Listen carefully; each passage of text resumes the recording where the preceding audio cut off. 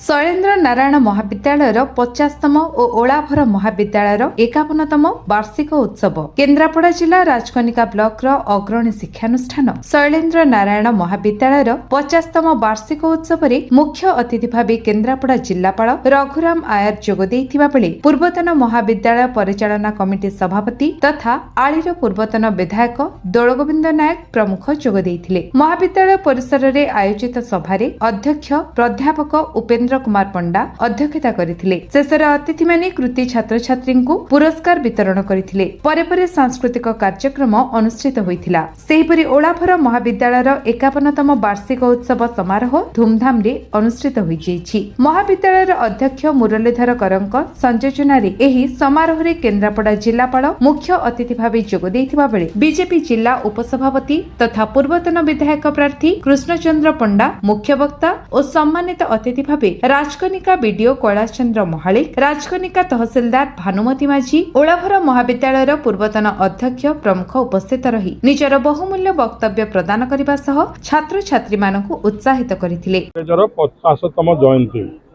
जाहो मु देखिकी मोर भाषण जा कहते आज मत रिपीट करुच्ची मत भारी खुशी लगुच लोक मानकर छात्र छात्री मानकर अध्यापक अध्यापिका मानकर आस्ते आस्ते यही कार्यक्रम इनवल्वमेंट बढ़ुच्छे।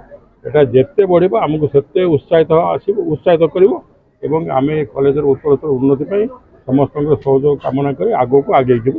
धन्यवाद। तो आज जो एसएन कॉलेज 50तम वार्षिक उत्सव कार्यक्रम विशेषकर छात्र छात्री मानक अनुरोध कर खाली कोर्स को सीमित न रही कोर्स बाहर भी साधारण ज्ञान बढ़ेबे एवं क्रीडा इंटरेस्ट नेबे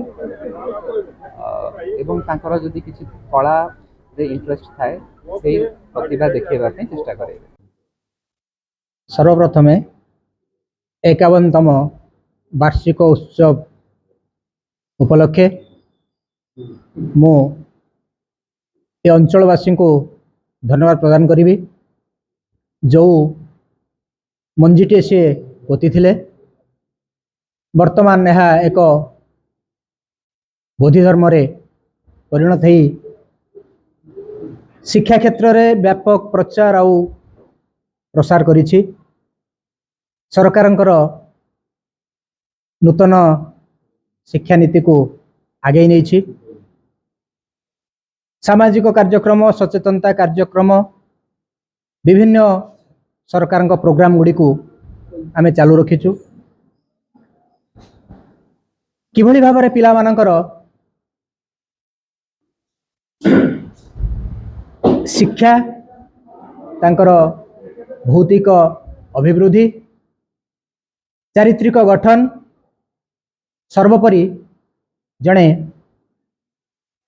सर्वश्रेष्ठ नागरिक किभली भाव हो पारिबो आम अनुष्ठान प्रति प्रचेष्टा करिछि एवं प्रचेष्टा मध्य करिबो। ब्यूरो रिपोर्ट विश्व विजय न्यूज ओडिशा।